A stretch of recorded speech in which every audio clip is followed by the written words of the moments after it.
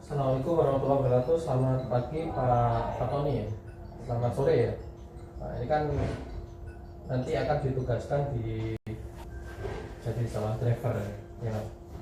Jadi seorang driver. Nah itu kita di sini ada yang namanya SOP saat berkendara, itu sudah umum. Namun sudah di sini sudah di rekap dari manajemen dengan tujuan SOP tersebut demi keselamatan driver ini lah.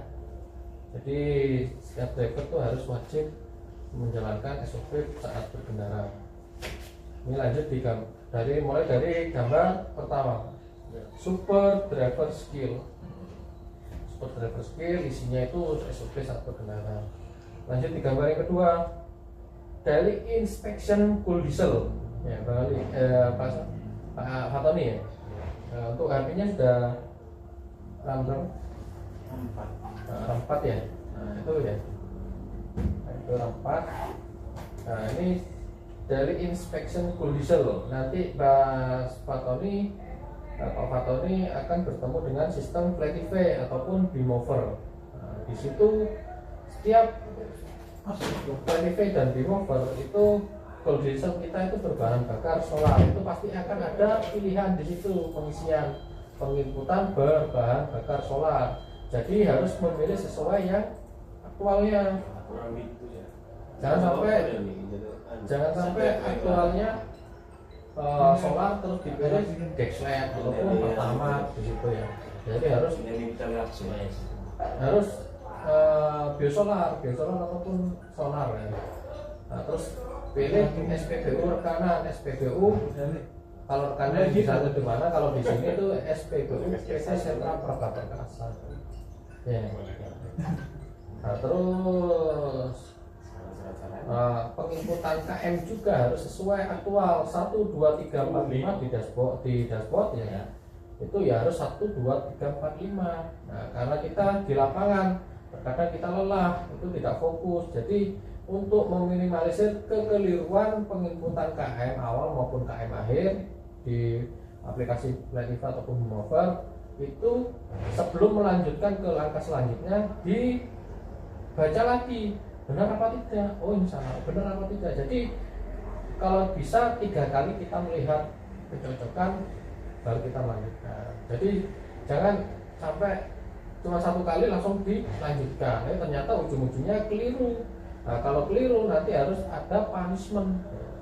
Punishment itu ada SP1, SP2, SP3. Kalau SP3 sudah dianggap mengundurkan diri. Jadi harus seperti itu ya. Lanjut di gambar yang ketiga, metode pengecekan kendaraan balok. Jadi misal saya sidak di jalan di toko, Pak Fatoni, metode pengecekan kendaraan itu apa? Balok. Nah, kamu udah diingat. Jadi bodi dan ban sebelum berangkat periksa terlebih dahulu bodi dan ban. Bodi mobil tersebut itu ada kerusakan apa tidak sebelum berangkat. Kalau ada kerusakan segera difoto, info ke operasional. Nah, ya. Info ke non driver. Ini siapa Pak? Ini kok rusak? Oh ini kemarin karena ini ya. Takutnya kalau Pak Fatoni tidak memeriksa pertama waktu mau berangkat, yaitu terjadi kerusakan padahal sudah rusak, nyampe sini ini kok rusak, ada yang tanyakan. Nah itu nanti takutnya dibebankan ke Pak Fatoni. Terus ban tebal apa tipis? Kalau tipis kelihatan benang-benangnya, itu segera laporkan ini apa sudah diajukan atau belum. Terus kalau memang sudah diajukan masih mau dipakai, itu harus mengkondisikan cara kita membawa, jangan terkena sling. Terus ban serep juga, ban serep itu rawan hilang. Ini pernah terjadi ketika sudah di jalan, tahu-tahunya jatuh, tak dicuri orang, ban serep tersebut sehingga tidak ada yang ada di sini, itu akan menjadi ban driver. Terus dari kata A, dari huruf A, air, periksa air radiator, periksa air wiper, dan periksa kebocoran sambungan. Yang mau berangkat periksa air juga, gitu ya. Dari huruf L, listrik. Nah, sebelum berangkat itu periksa lampu-lampu terlebih dahulu, lampu depan, lampu belakang, lampu dim, lampu lighting harus berfungsi semua. Karena lampu ini sangat berpengaruh saat ketika kita ada di jalan, terutama lampu lighting.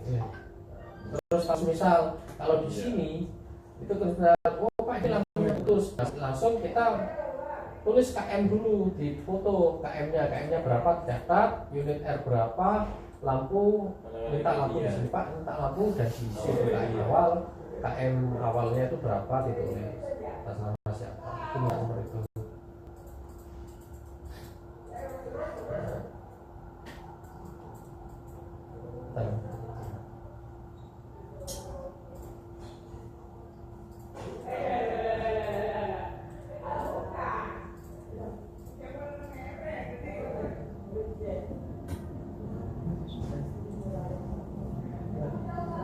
Terus dari lampu-lampu ini biaya materai ditagihkan tapi sebelum kita memeriksa lampu itu sebelum kita menghidupkan biaya materai akinya itu sepan atau tidak? enggak ini Apa kabelnya aja Pak? Karena kalau tidak sepan itu terjadi ngepung. Kalau ngepung nanti efeknya leleh. Nah, karena voltase aki tersebut itu 24 volt. Itu bisa melelehkan timah itu Pak. Kalau leleh nanti efeknya mengganggu saat operasional. Tidak bisa dihidupkan. Terus oli, periksa tetesan atau kebocoran di bawah kendaraan, level oli mesin, level oli gardan itu periksa. Ya.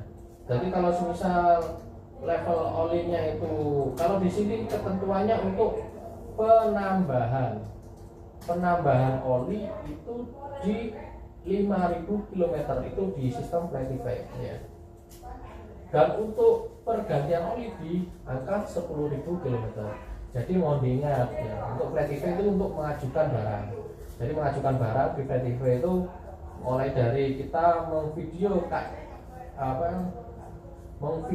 misal lampu depan atau kerusakan yang manapun ban belakang, ban depan, belakang ya. Itu di video plat nomor di video berjalan pakai timer, tujuannya di mana yang dimodifikasi. Terus kelengkapan ini periksa terlebih dahulu kelengkapan. Karena apa?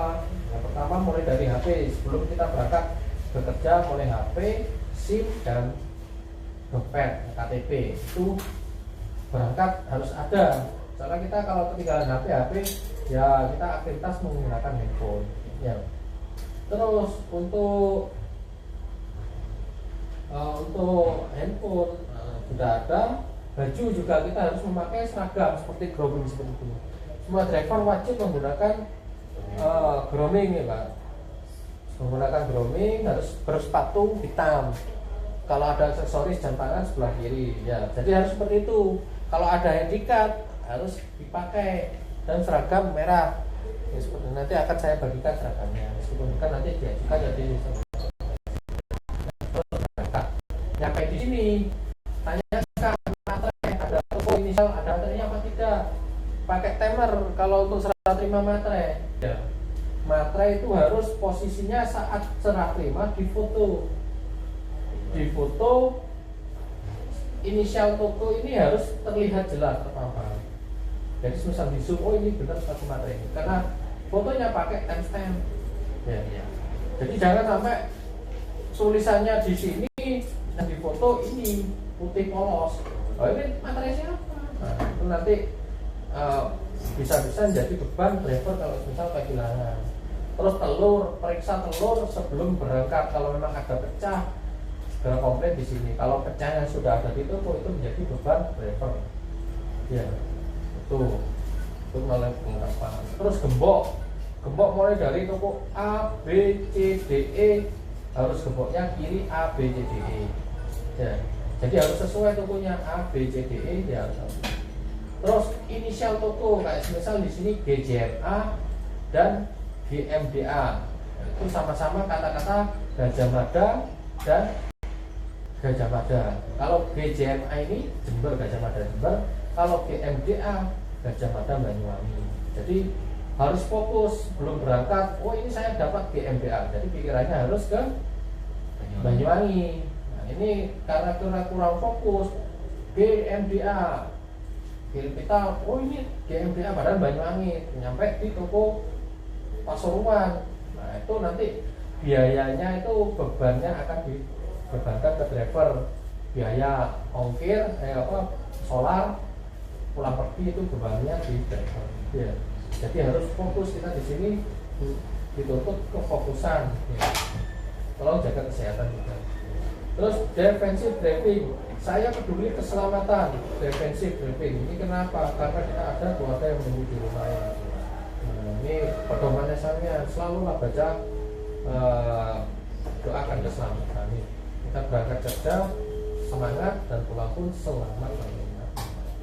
Dari defensive driving, jadi arti dari defensive driving, perilaku mengemudi yang menerapkan metode safety driving sehingga mampu mengidentifikasi bahaya dengan mengambil resiko yang rendah.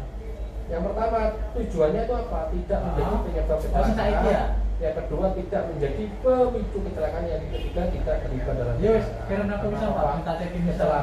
Itu secara 1 bulan bahkan 1 tahun pun itu tidak cukup. Ya, namanya kemarin ada PDF kalau Excel ini Pak. Sudah bergabung 2 bulan ya, kemudian kecelakaan kemarin di Pekanbaru. Itu dituntut Sama tanda tangan apa? Tanda tangannya Mas itu besok masih 2 bulan sudah dituntut setelah sekian metode berapa? Oh, mari tanda tangan sama itu untuk nolnya aku ya. Metode safety saat berkendara itu apa? Ya Kata kan emailnya kan kan? kalau fokus soalnya saat SPBU ini berkendara aku itu jam 5. metode safety. Ya. Tapi saya akan selalu mengingatkan driver akan jaga jarak aman, distraksi, untuk keselamatan, selalu baca doa, fokus akan berkendara. Itu akan saya upayakan untuk mengingatkan karena kejadian kecelakaan itu terjadi karena suatu kelalaian. Kita lalai, entah itu lalai Saya mari aja dong Pak. berkedip kita tahu kan. Dalam. Jadi seperti harus fokus ya. Terus lanjut dari gambar yang ke-6. Contoh potensi kecelakaan. Ada tanjakan maupun turunan. Metode safety-nya apa? Pengecekan rem. Pak. Amin. Alhamdulillah. Itu harus dicek remnya ya. Jadi harus dia Alhamdulillah. Terus ada ibu lighting kanan dia belok kiri, lighting kiri dia belok kanan. Jadi metode safety-nya apa? Jaga jarak aman. Ya. Selalu awasi kondisi sekitar. Dan yang ketiga ada jalur utama. Apakah ini bukan dari jalur yang utama? Jadi metode safety-nya apa? Dahulukan jalur utama terlebih dahulu baru kita mengikuti jalur belakang. Kalau Pak Fatoni mendahulukan jalur utama ini tidak bisa melakukan pengereman, akhirnya tidak bisa ya. Lalu selanjutnya di gambar yang ke-4 ada truk bermuatan lebih. Metode safety-nya apa? Jaga jarak aman untuk menghindari truk bermuatannya itu jatuh. Seperti yang sering jatuh itu truk batu, terus truk bahan Stasiun. truk yang membawa bahan membawa ya hasil panen itu kan sering jatuh. Itu apa? Nah, kita boleh mendahului selalu awasi kondisi kita. Karena kita membawa unit besar, bukan sepeda motor. Ya, sepeda motor kan ini ya bisa. Jadi harus menyesuaikan unit mau nggak. Jadi kita harus mengontrol emosi kita. Mari kita info menewit. Terus lanjut di gambar ke ada bapak-bapak tiba-tiba mendahului dari sebelah kanan langsung dia berdiri. Metode safety-nya apa? Selalu awasi kondisi sekitar ya. Selalu awasi kondisi sekitar, jaga jarak aman untuk menghindari hal-hal yang seperti ini ya. Sering terjadi ini Pak. Itu makanya itu metode safety selalu gunakan utama demi keselamatan driver ya Pak. Selalu pakai satu tangan juga. Karena apa?